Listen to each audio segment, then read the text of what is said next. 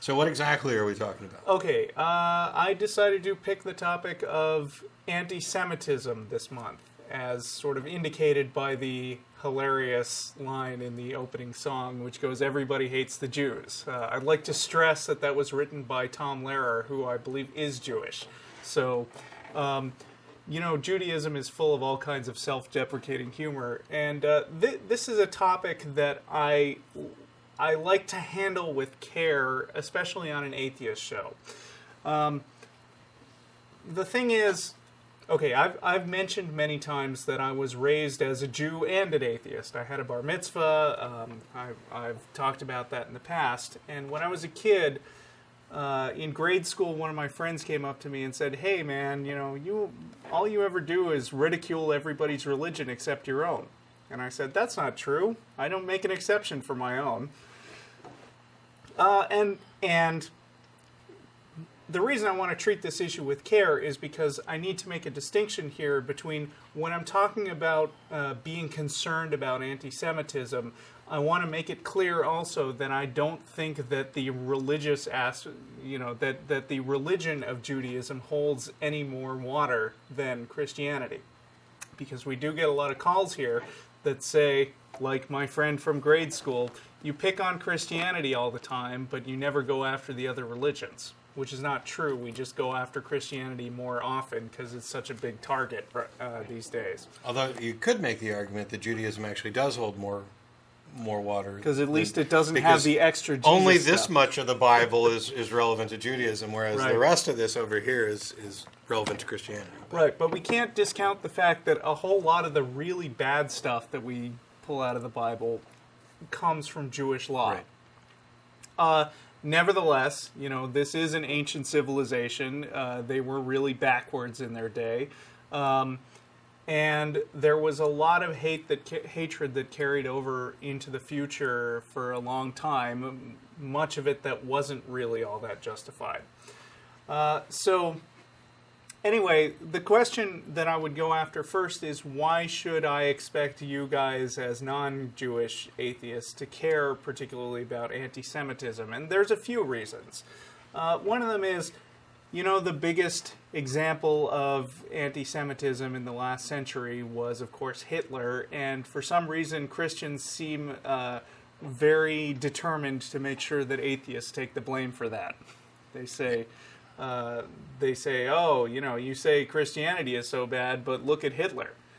And I think that's kind of a phony charge, since Hitler himself was kind of a weird species of Christian, although how dedicated he was to the beliefs in reality is kind of open to debate. Well, when a guy's private letters, which I think are probably the best way to determine what they really believe, what they say in public in speeches, what he puts in Mein Kampf, etc., probably less relevant than the private messages to friends. Yeah. And in Hitler's case, not only did he never denounce his Catholicism, but many times in his private letters he made appeals to the fact that he was convinced he was doing God's work.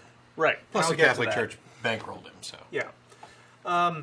Another point that is kind of important to make about sort of the religious background of anti-Semitism is that lately atheists have kind of become the scapegoats for all that's wrong in society.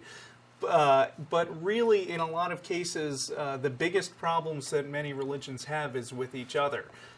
So, like a while back, a lot of school prayer cases, very few of them are actually initiated by atheists. A lot of them are initiated by people who just don't happen to be Christian. They could be Jewish. Sometimes they're even a different sect than the dominant one in the town that's trying to institute school prayer. So that's another reason why anti-Semitism is interesting to talk about. A third reason to talk about it is because basically we care about people. And we don't like to see people unfairly persecuted, and that includes Jews, and it includes Christians too. We don't like to see them persecuted and their lives made difficult, but also we don't see any problem with saying, you have these beliefs and we think they're silly, and here's why. They call that persecution sometimes. That's not persecution. But a lot of these examples that I'm going to talk about today are persecution, and I'd just like to highlight the difference. And there's lastly, a huge difference between simply saying, I don't agree with you, or I think you're wrong, or even I think that's silly, or you have no good reason for it. Because in that case, you're trying to have a dialogue, you're trying to have a discussion, you're expressing your own opinion, and you're focused on ideas instead of people. Precisely. And this applies to a lot of maybe minority religions. Like, for instance, cases come up a lot where Wiccans are persecuted for their beliefs. If asked to discuss the details of Wiccan belief, we will not hesitate at any time to say, to point out specific issues in Wiccan belief and say, that is just stupid. Or we might use nicer words if we're not me. But... it's really an odd day when I'm the one who's using the nicer words. Yeah. But Wiccans should have the exact same rights to push their religion that Christians have. To the extent that Christians are allowed to freely express their religions, Wiccans have the same right, and so do Jews, and so do Muslims. And that's the issue here.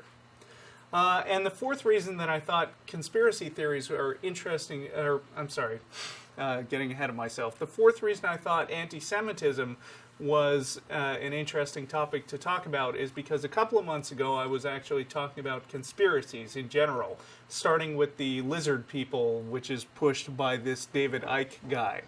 Now, somebody emailed us and sent us a really long and interesting video that discussed the history of David Icke and the conspiracy movement in general.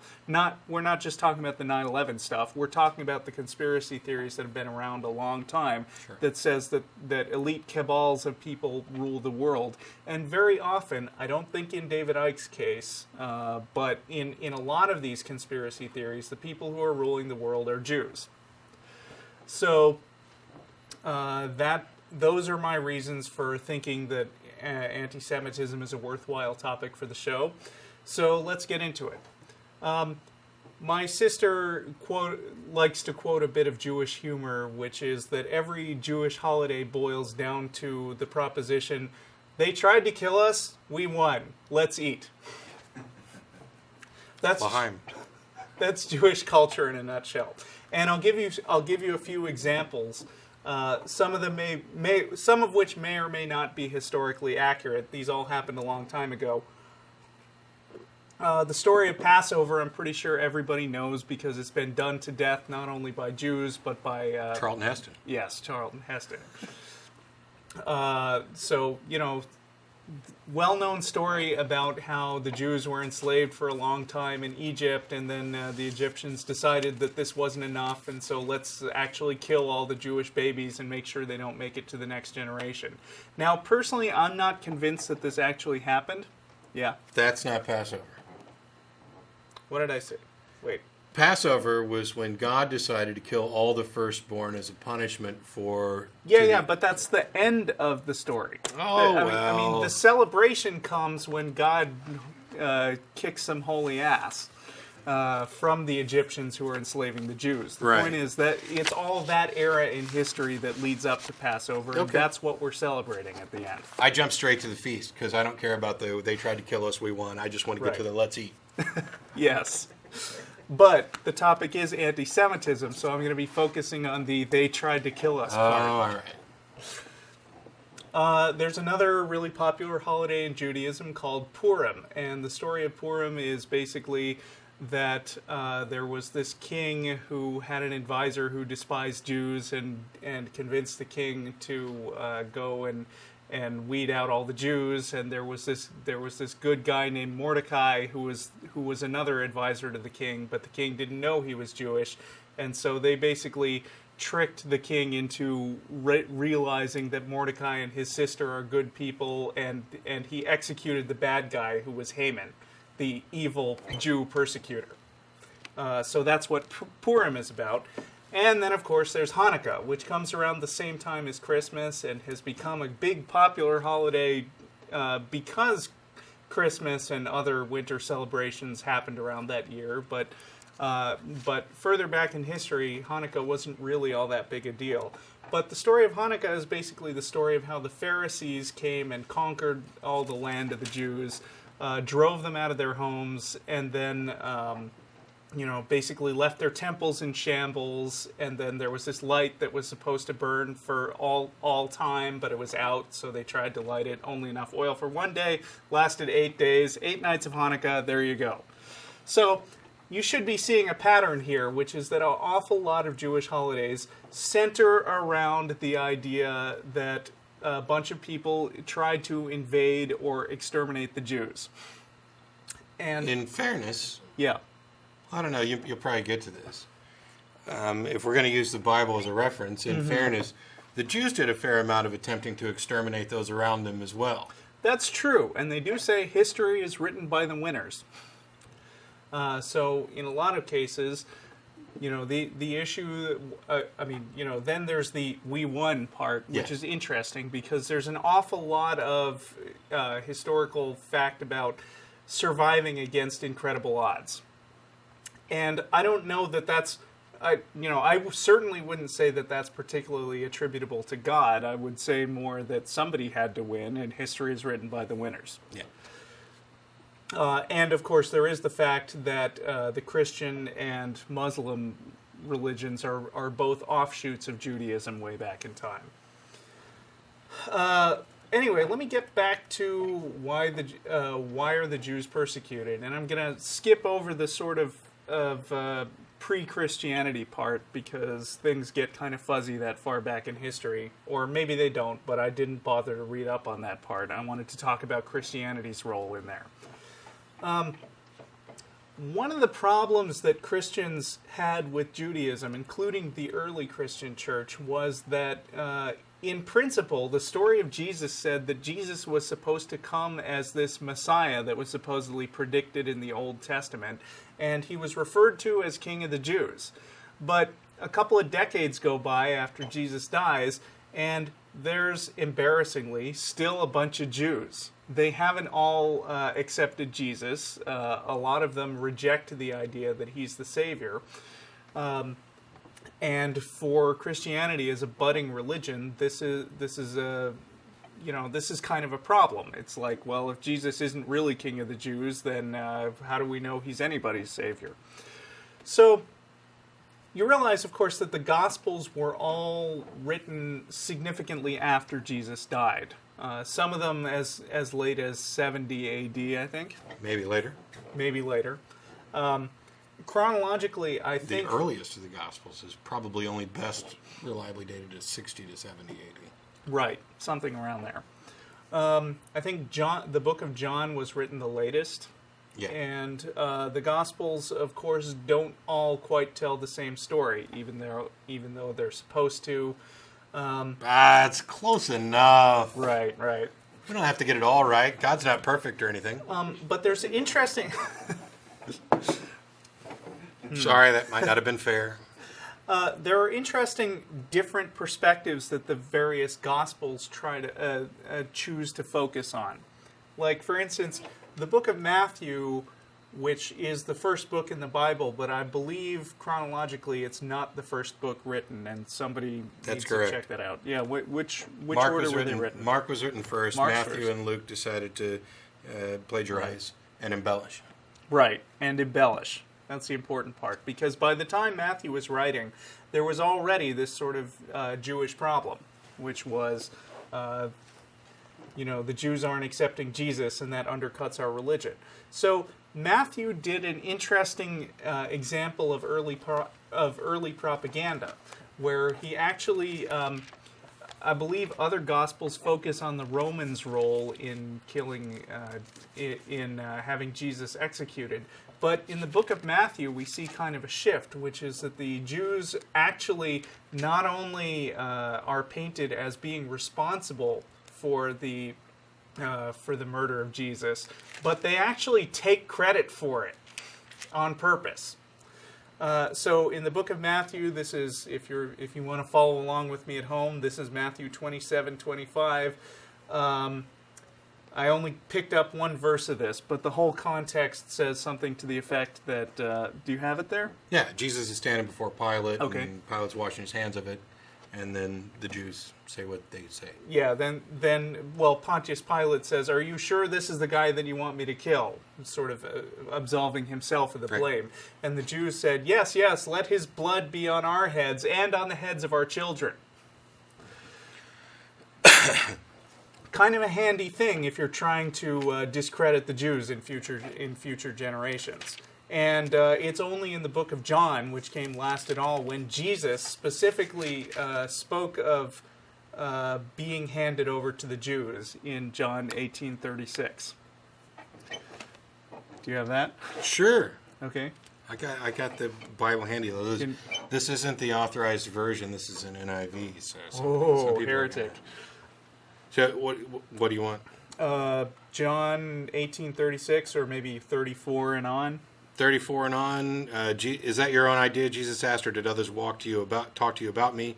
And Pilate says, "Am I a Jew? It was your people and your chief priests who handed you over to me. What is it you've done?" Jesus said, "My kingdom is not of this world. If it were, my servants would fight to prevent my arrest by the Jews. But now my kingdom is from another place." Okay, so basically, right there in the Bible, as much as possible, Pilate is absolved of all blame, and so is the sort of Roman bureaucracy. And if you ever watch The Passion of the Christ, which a whole bunch of us did a few years ago when it came out, you notice that this is exactly the version that they do choose to focus on. In fact, there was a big controversy at the time because Mel Gibson, I think, had already been in this drunken incident about ranting about the Jews. And his father was a notorious anti-Semite, and people were concerned about him using the movie as a vehicle for anti-Semitism and wondering if he was going to focus on that particular quote. And he told Jewish groups that he wasn't actually going to use that line, but it turns out what he did, the movie was all in Aramaic with subtitles. He included the line word for word, but he changed the subtitles. So yeah, he did include that scene. So this kind of explains the roots of religious-based anti-Semitism. Now I'm going to jump ahead about 1 millennium to the Middle Ages somewhere. Now, by the Middle Ages, there was already this big stigma on being Jewish. And, this has gone on a lot throughout history. Well, let's see. Basically, Jews were actually legally banned from participating in certain professions. This is from a Wikipedia article. It says, local rulers and church officials closed many professions to Jews, pushing them into marginal occupations considered socially inferior, such as tax and rent collecting and money lending, tolerated then as a necessary evil. So, you got that? The Catholic Church said that basically it's a sin to charge interest on money. But then they said it was a necessary evil. Like, we need somebody to do it. Might as well be the Jews. Now, conveniently, as Matt pointed out to me, Jewish law actually prohibits Jews from lending money to each other with interest. But as for lending to goyim, which is kind of Hebrew slang for non-Jews, that's kind of not so much a problem. And I'm not really defending the Jews' actions here, but only pointing out that it was the social context of the Catholic Church during the Middle Ages that actually led the Jews to be associated with usury, which is loaning money out for profit. So, basically, if you're wondering where the stereotype of the money-grubbing Jew came from, that's kind of where it comes from, is basically those were the only professions that they could fill in those days, and as a result, they got very good at it.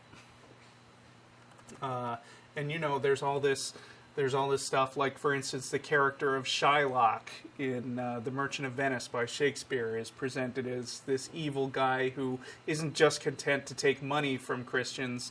He wants a pound of flesh from the Christian. And that's kind of the reputation that they managed to pick up. Later fruits of anti-Semitism, we have the Spanish Inquisition, which nobody expects. There they are now. We have, I believe, King Ferdinand and Queen Isabella, who became famous for funding the voyage of Columbus, were actually also famous for expelling the Jews from Spain. And then we get to Martin Luther. Now, this part is fun.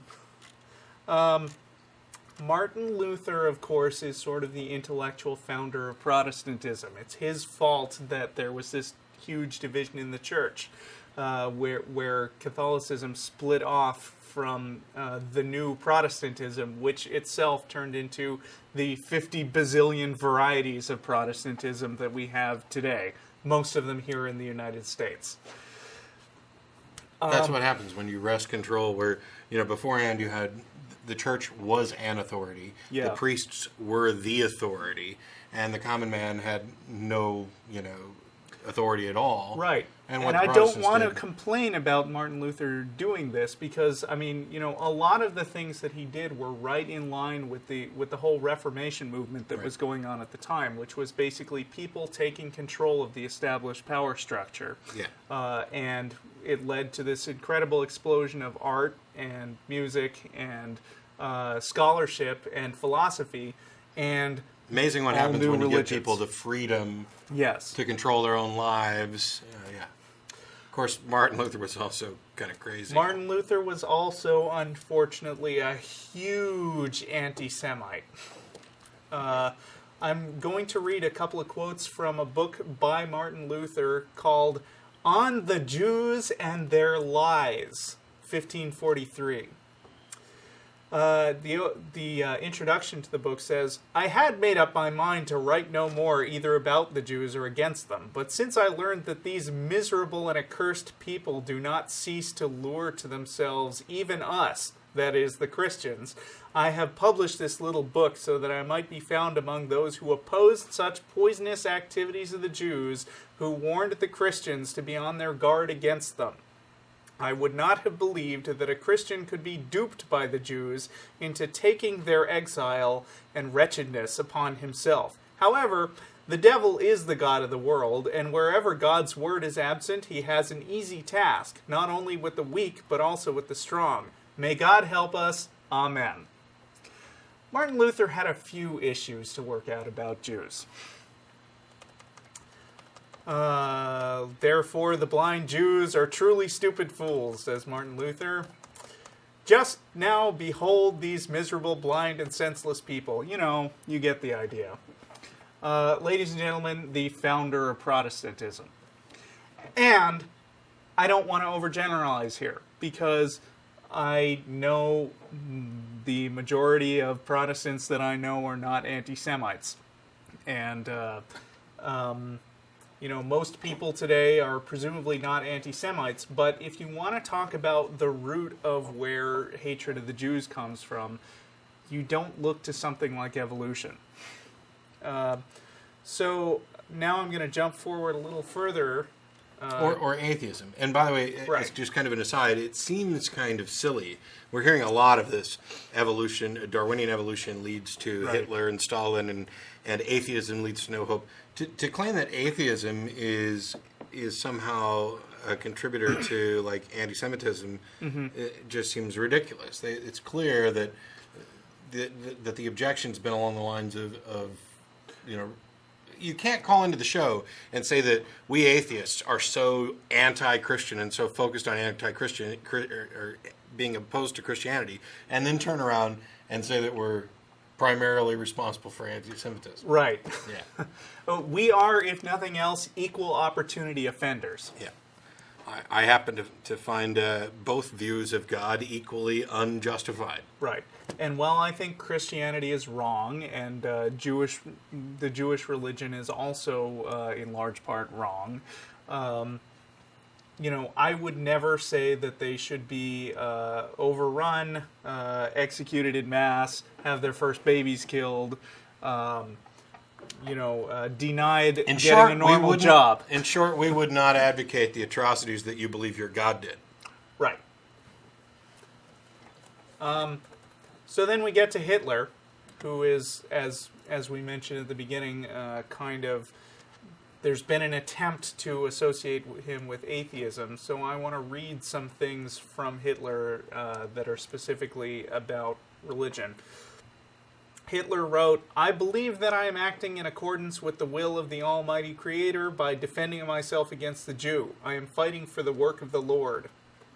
As a boy, Hitler attended, this is background on him, as a boy, Hitler attended the Catholic Church and experienced the anti-Semitic attitude of his culture. In his book Mein Kampf, Hitler reveals himself as a fanatical believer in God and country. This is an editorial point, which is expected since the website that I'm reading is coming from nobeliefs.com.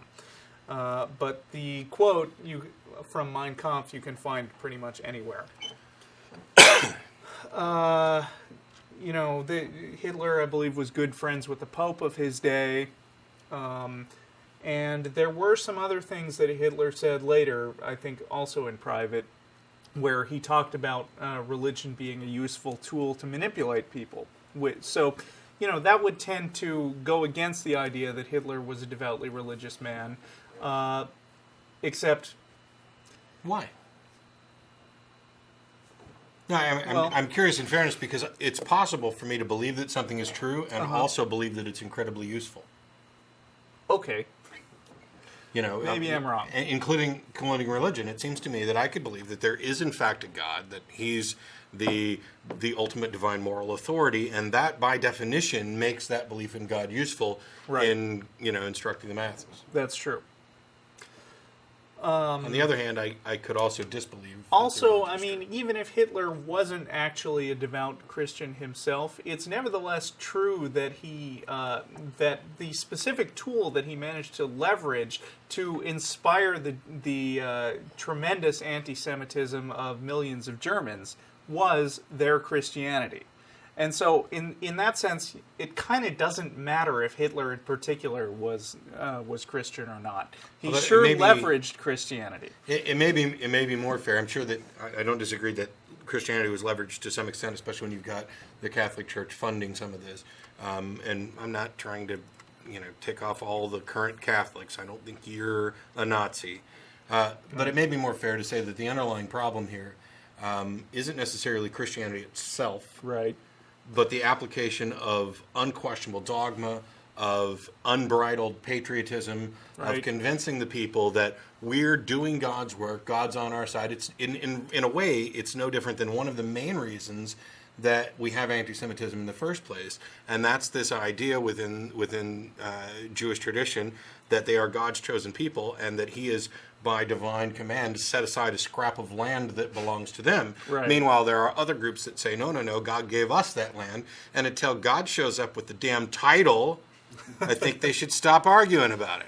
Yeah, and I certainly don't want to undercut the importance of Islam in also having their own conflicts with the Jews. Huge conflicts. It's just that I didn't particularly get to that today because you can hear all kinds of stuff from other groups about the horrors of Islam and anti-Semitism.